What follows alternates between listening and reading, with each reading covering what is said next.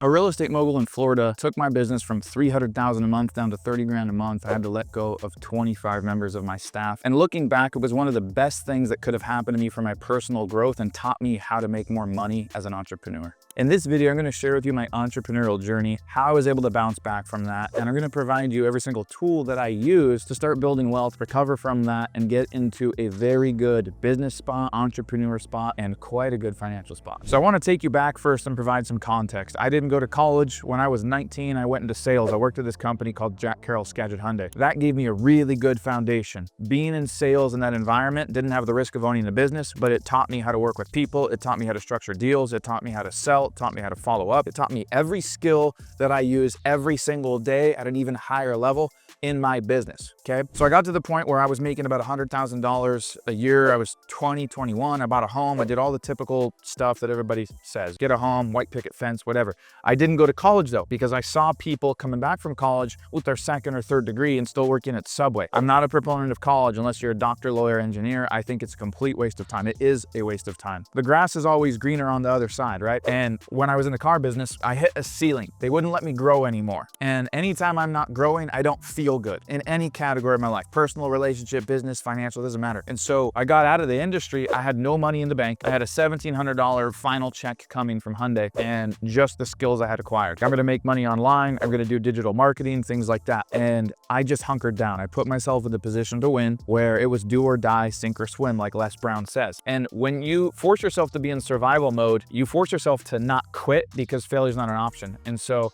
I'm like, wow, I have a mortgage, I have a car payment, I have $4,000 a month in bills, and I have no foreseeable income in the future. I put myself in front of a coffee table with my laptop. Those are the only tools I had, a coffee table and a laptop. And I'd make logos for people. I'd build websites. I'd literally go look at YouTube and be like, how to do X, Y, and Z, how to build a website, how to make money online, whatever it was. And then I'd figure it out. I get a little bit of success and I go help other people do the same. And so I started having $200 days, $300 days. And I'm like, wow, I can actually do this. And that instilled a lot of confidence in me. And when I was 23 till I was about 26, I started really leveling up and doing digital marketing. We got noticed by this real estate mogul in Florida. He and his company wanted us to potentially work with his clients. And one day, in front of 15,000 people, him and his staff took credit for our work, knowingly. And I called him out on it. And after that event, they came up to me and said, hey, we know you're financially invested with us. We just get the sense you're not emotionally invested. And why is that? And I said, because in front of 15,000 people, you just lied, took credit for our work. You know you did. And I can press a button and shut it all off. This was a client that we took from $11,000 a month to $140,000 a month with the services that they were selling through our digital marketing efforts. We built their sales funnels, their website. We did all their content, all that stuff. This real estate guy took credit on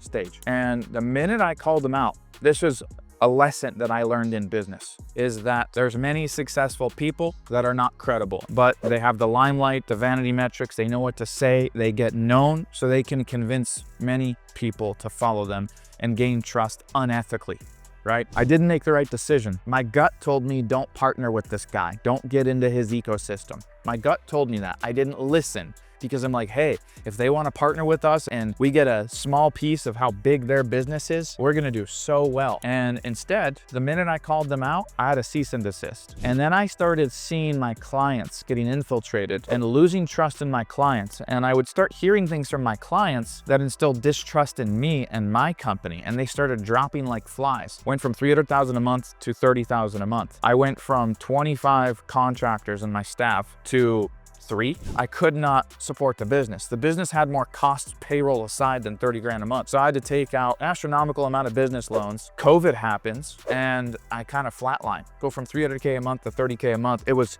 one of the most depressing times of my life, but then it developed so much grit that I was able to start coming back from that. And what ended up happening was 2 clients stayed, and 2 of those clients were financial advisors. The rest of our clients were in all these different industries that we were doing digital marketing for. And so naturally it made sense. We were getting good results for these financial advisors. How about we hone in on this industry and focus all of our efforts there and go all in on this and systematize it and get really good at being repetitive with our marketing with financial advisors and rinse and repeat and scale that up and use the results of one to go get another client. So we built that up. You know, I still had tons of business loan debt to pay off. So I had my payroll, which was 100 grand a month to 130,000 a month. Then I have 30 grand a month of business loans. Then I have my costs. I got to cover $200,000 a month. So our expenses are 2.4 million a year, and we're bringing in that. And so the business at face value is profitable, but I have all this baggage from recovering from this real estate guru. And I had that business going for quite a while. But here are the lessons that all of this taught me, okay? At the same time, and I know you guys are gonna be able to relate to this, I was in a relationship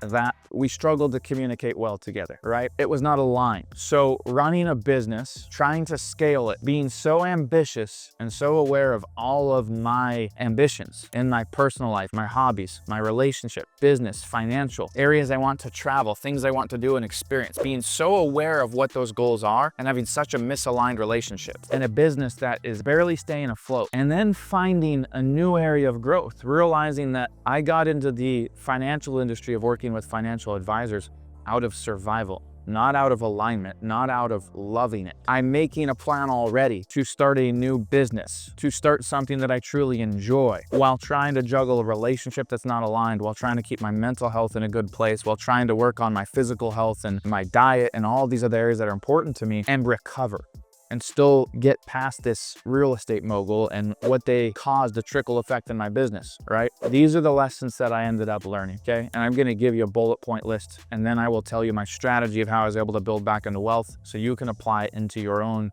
business. I realized that I was not in an aligned relationship. That ended, okay? I realized that I became a shell of a human because I wasn't doing the things that I loved doing. And I realized that compromise is a skewed word and it is not okay in anything. Getting into an aligned relationship where it's synergy, you flow and you add value to each other, and where you don't have to diminish who you are or make yourself smaller to appease the other person. The amount of time I got back from not being in a misaligned relationship, the amount of focus I was able to then pour into my mental health, my physical health, my emotional health, my spiritual health, my financial health, and finally launch a business that I love and enjoy and is a cumulative representation of all of my unique skills that I have built over the years, okay? Because as I said earlier, I am not a fan of college. I don't think that it teaches wealth. I don't think that it teaches grit. I don't think that it teaches emotional intelligence. I don't think that it teaches finance. And an area that I've always been interested in is getting money, is building wealth, and doing so in an aligned way. So having worked with financial advisors, I saw that the average advisor makes $110,000 a year. You have no business telling people what to do with your money if you make $110K a year. You have no wealth. You have nothing, right? And if you are not practicing what you are preaching, if you are not doing what you're recommending to help people build wealth, that's not okay either. You should probably just be in prison, right? That's imposter syndrome. You're being fake. And unfortunately, society rewards vanity metrics. It rewards the hot girl, the one that's got her body all done up. It rewards the really good looking guy, not that he has any integrity. It rewards physique. It rewards material items. It rewards the guy that's got a Lamborghini, even though you could finance that shit and just have a $3,000 a month payment. That's what it rewards, the vanity metrics.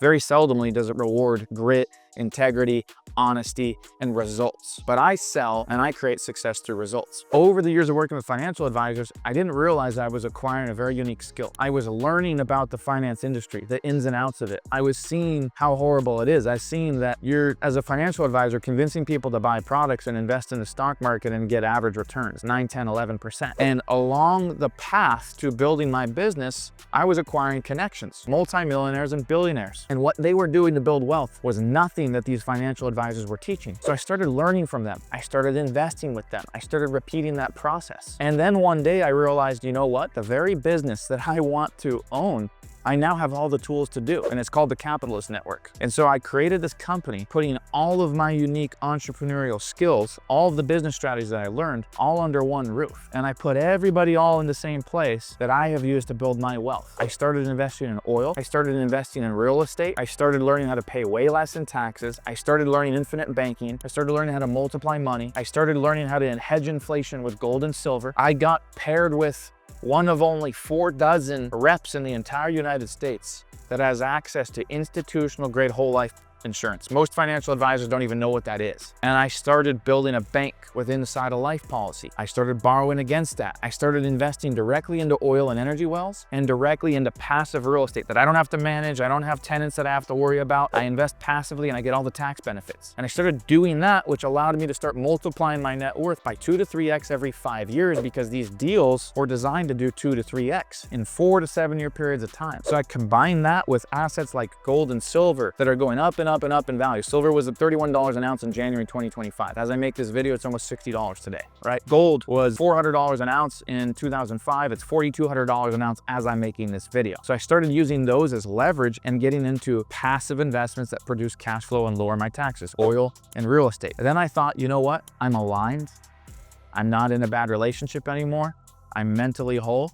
I'm doing what I love doing. I have no cap. I'm growing. I'm in control of that growth. I'm not with people around me that suck value from me and don't provide anything in return. My circle is good. They keep me growing. I go to the gym. I stay mentally healthy. I eat well. I journal. I make sure that I am aligned in my personal life, that my hobbies and things that make me happy are getting attention, that I'm paying attention to my skin, my eyes, my hair, my physique, my body, what I need. I've got an aligned business. I've got great clients, and I am not doing business with people that say one thing but do the other, okay? If it doesn't feel right, it's probably not right, guys. You go all in on what you love and what you enjoy, and you work it until it works for you. So now I have the Capitalist Network helping hundreds of people every single month pay less taxes, multiply their net worth, and build wealth like a true capitalist. Build wealth the way the wealthy do, regardless of if they're brand new investing or they're high net worth or somewhere in between. As a matter of fact, I'll include a link in the description. There's a 7-day free trial. You guys can check it out. It's something that you want to look at. But that is my journey as an entrepreneur, and that is what has caused me to have immense personal growth. And the tips that I have for you, to recap, stay aligned. If it doesn't feel right, it's probably not right. Always evaluate who's in your circle that you need to kick out. Is your relationship aligned? Is it growing, or does it need to go, right? Do you have bad business partners? Do you have bad clients? Are you doing stuff for the sake of other people? Do you have to diminish and make yourself smaller to appease who you're around?